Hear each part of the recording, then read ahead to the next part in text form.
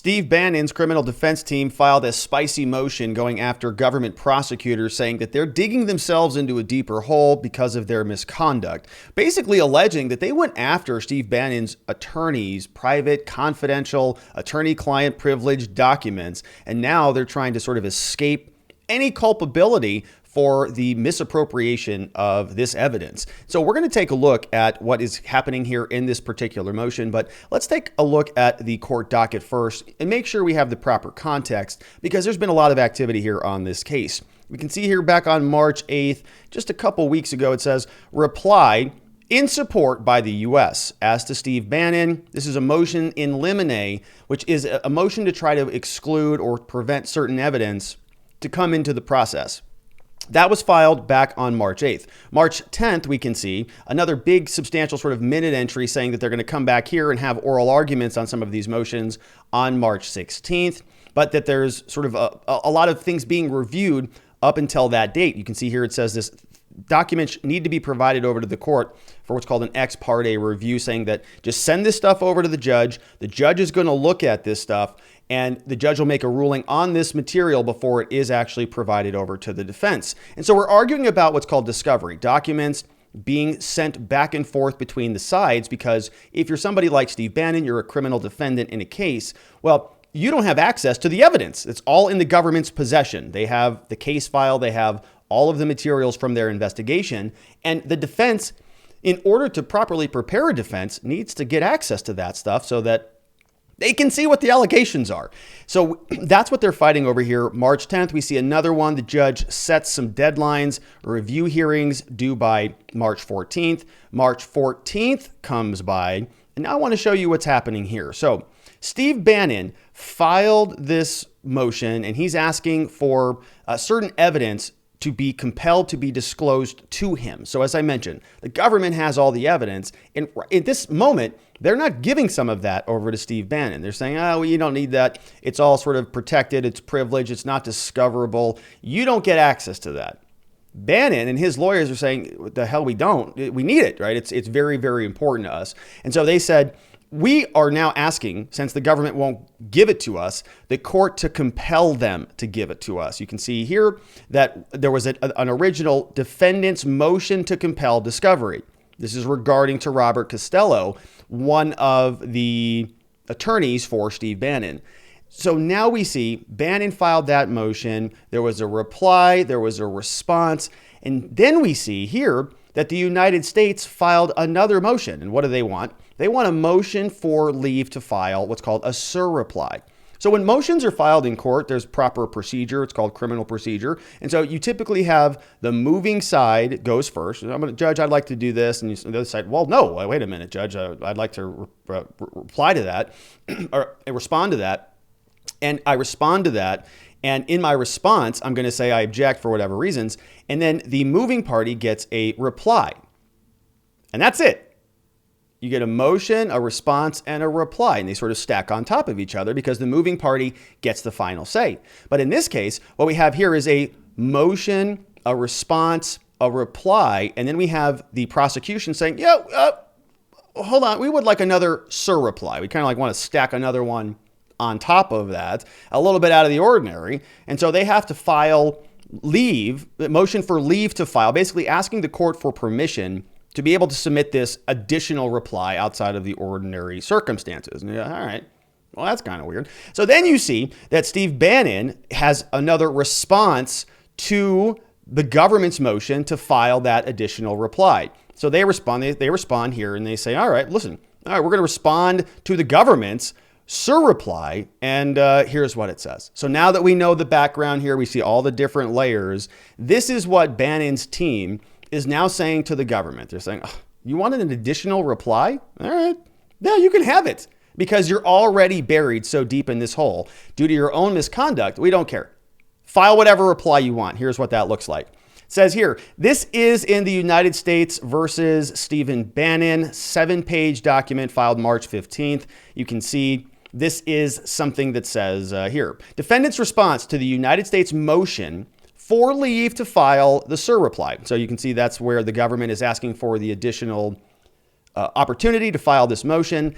And here they write, All right, Judge, let me clear this up. Here's our response to their request for permission to go file this document. They say on February 4th, Steve Bannon filed a motion to compel disclosure of the government efforts to obtain telephone and email records of Bannon's lawyers.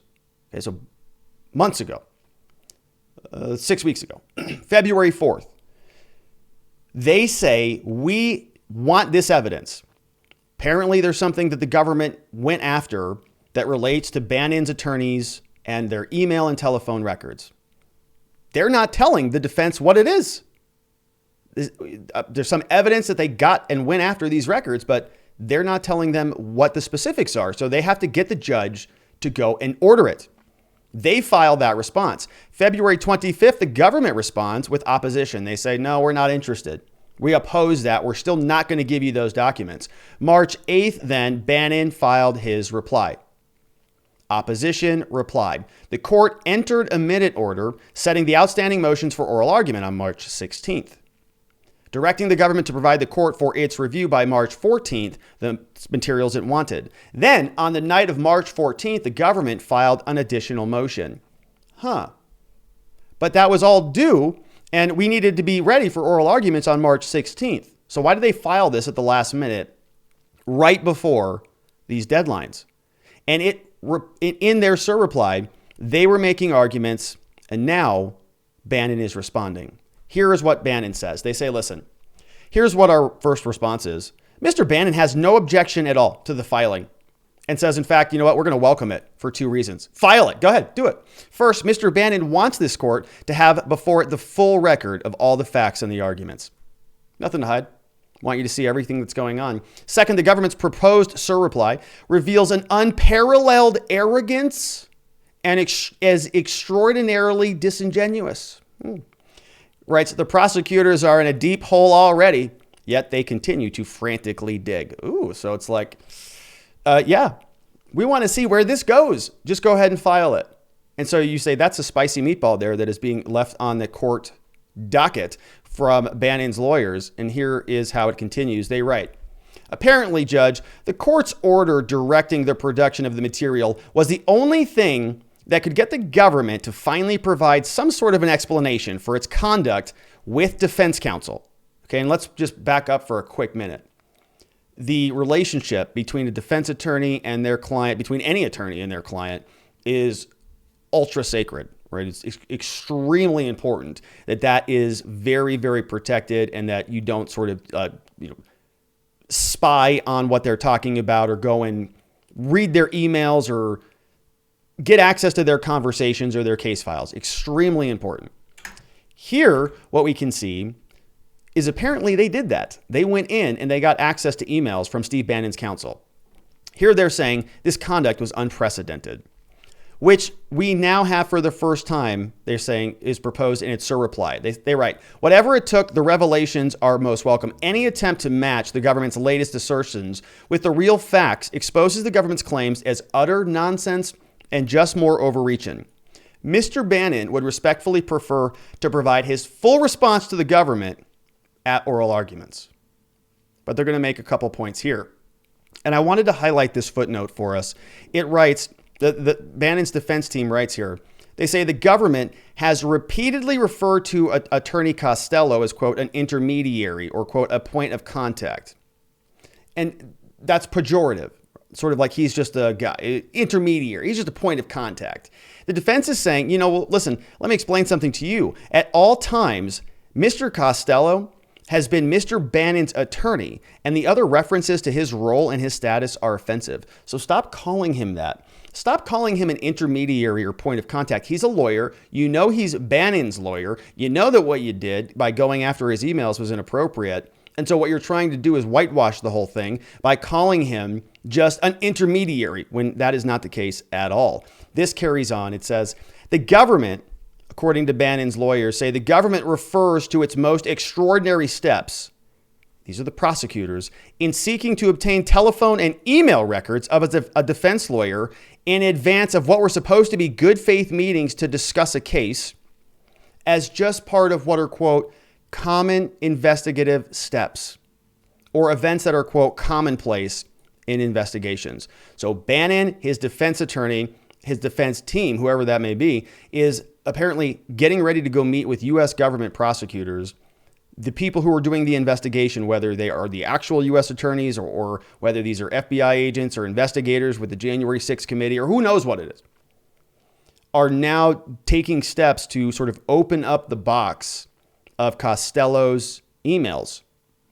If what the government did here, writes Bannon's team, is indeed, quote, commonplace for their prosecutors, this is a very serious problem that goes well beyond this case, which is true, right? Is it something that happens all the time? They just get access to emails there in the federal court there, and was it DC? Defense counsel that engages with the U.S. attorney's offices need to know whether they do so at risk of having their phone and email records subject to review as a matter of course. If they're negotiating with U.S. attorneys, like the U.S. attorneys there, prosecuting not just Bannon's case, but any other case, are they going to be viewed not as attorneys and, quote, intermediaries who may be turned into witnesses against their clients, right? Because attorneys, right, part of the reasons that we have this attorney-client privilege is so that our clients can kind of tell us what happened so we can create a defense. If that happens, and then they're like, whoa, well, what did your client tell you about that? You're called in to testify there, Mr. Robert. And you go, well, I was doing my job to protect him. Not anymore, because our information is more important than yours. There is no more attorney-client privilege. And how does justice function if you can't even have the privacy and the sanctity of that type of relationship? So it's a big problem. And they're rightfully calling them out. They go on, they write, paragraph 2, they say, moreover, Your Honor, this is not just a matter of seeking emails and telephone records for this defense attorney. It appears that the government also told a federal judge that it had articulable facts and, quote, a reasonable belief that the email records it sought were material to the Bannon investigation as required under the law, right? Because you can't just go and get access to things willy-nilly. You got to have a reason for it. You got to have articulable facts. You got to have a reasonable belief before you can swear, on the record. There's got to be some facts that there's justification for the request that you are making. And if that's not happening, well, that is a pretty catastrophic problem. Not just with the Bannon investigation, but with the entire Justice Department, it sounds like. It says, in truth, there was no reasonable basis at all for believing that, quote, a random email address that included Costello's name with a different middle initial and address met the requisite showing consistent with the Stored Communications Act, protecting that privacy. You can't just go after any sort of data that you want, is basically what they're saying. And it didn't meet the standard that is required under U.S. code. No articulable facts, no reasonable belief, because it didn't even have the same initials. Paragraph 3, they say, further, the purported reason behind this, quote, commonplace investigation. So in addition to the fact that it was completely fraudulent for the reasons previously defined in paragraphs 1 and 2, they say, let me explain this. The reason behind it in the first place, saying this was commonplace, they say it makes no sense at all. And all of the other facts prove differently. The government claims that it was appropriate, they write, to take the steps in order to show that Mr. Bannon's failure to comply with the subpoena was, quote, not the result of an accident, and that he actually, quote, had knowledge of the subpoena. So what they're saying here is that we needed access to Bannon and his defense team's private conversations so that we could just confirm that Bannon, in fact, actually knew about the subpoena, right? Like his attorney said something like, I sent you an email, right? And they got the email and he knew about it. See, we've got the private email that shows he received it. Or they wanted to say that this shows that he knew what his rights were and he confirmed back that this wasn't an accident. He was making an active volitional decision to not go and testify. This writes on, it says, at no time since their involvement with this case could any one of the 3 or 4 FBI agents assigned to this misdemeanor have considered it within the realm of possibility that he did not know about the subpoena and that this was an accident, right? Everybody knows who Steve Bannon is. Everybody knows what his position is on this. He's been in the media explaining it for quite a long time. The prosecutors and agents have a full set of communications between Mr. Costello and the January 6th committee that was actually done in writing because his lawyer told them what he was going to do and provided the same to the defense in discovery, saying that we know that you have a copy of it because you gave it to us in your disclosure to us, a copy of the copy that we sent you. So you knew what our position was. You didn't need to go and take a look at those private documents. They received the referral from Congress in October 2021. And they write, according to the information provided to the defense so far, it appears that they began going after Mr. Costello's records on October 25th, 2021.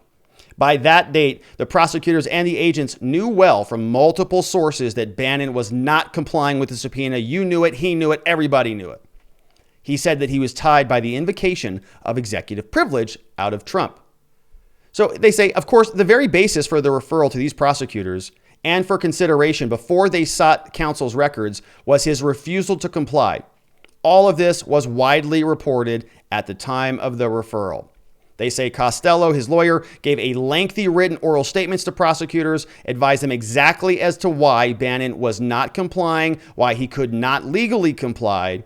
Nothing would have illustrated differently. Nothing would have communicated that Bannon never actually received the subpoena or that this whole thing was an accident.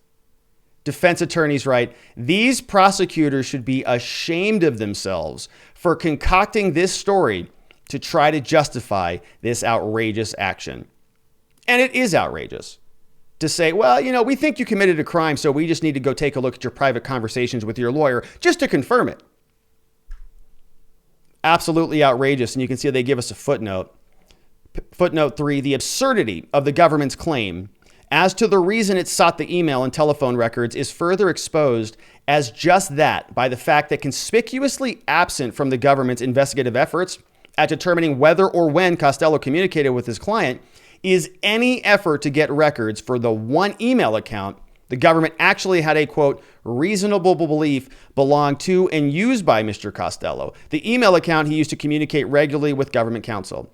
They never sought any records for that account, did they? No. Government dismisses that point illogically by arguing the fact that Mr. Costello used that email account does not mean it was his only one. So they say, well, we didn't go after that one because he had others. So they're being very selective on what they're going after, and now they're choosing not to disclose it to the defense so that they can see what they took, even though they're justifying the taking of it. Now fighting to prevent them having to disclose it. This is how it wraps up. You can see Robert Costello signing here pro hoc vice. We've got David Scone, somebody else who worked on the Donald Trump defense team during that impeachment, and Evan Corcoran signed off on here March 15th. Mr. Bannon respectfully reserves all additional argument on this matter for the oral argument. As indicated, he has no objection at all, no problem at all, to the leave the government seeks to file its surreply. So go ahead. No problem. Yeah, file it away. We'd love to see what you have in there because we're just going to see that you keep burying yourselves deeper and deeper and deeper. You inappropriately got information that is sacred and highly protected, and now you're trying to concoct a story to justify your behavior on the back end, and that's not appropriate at all. So Steve Bannon, his defense attorneys saying that these people have, outrageous, what did he say? Unparalleled arrogance is what he said. I didn't say it, he said it. But this is something that we're going to continue to follow along. Of course, Steve Bannon, kind of the tip of the spear in many ways of a lot of these January 6th sedition, insurrection types of nonsense cases. We're going to continue to follow it along. I hope you join us as we do. Please go ahead and subscribe before you get out of here because I look forward to seeing you on the next one.